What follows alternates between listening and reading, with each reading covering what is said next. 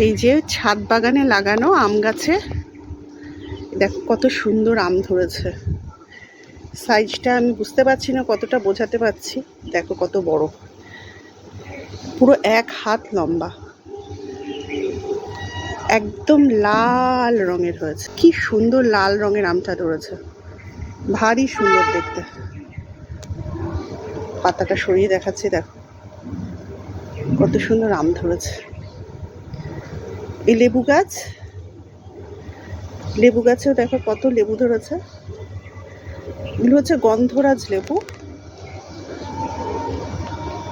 লেবুগুলো এখনো ছোট সাইজের রয়েছে, একটা বড় হয়েছে দেখো। এই লেবুটা আকারে বেশ বড় হয়েছে।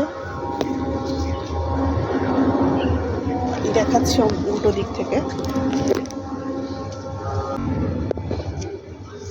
এই দেখো লেবুটা কত বড় হয়েছে, দেখতে পাচ্ছ? এটা কিন্তু গন্ধরাজ লেবু। এরপর এটা দেখাবো মৌসুম্বি লেবু।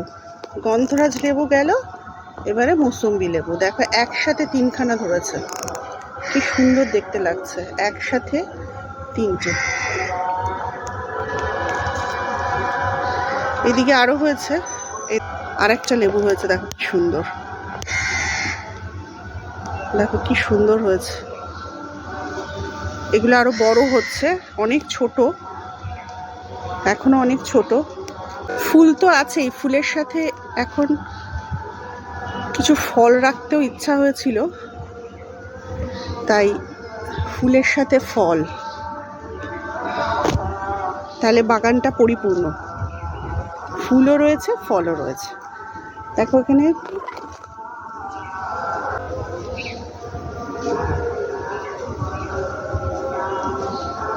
দেখো 1 থোকা অ্যাডেনিয়াম ধরেছে।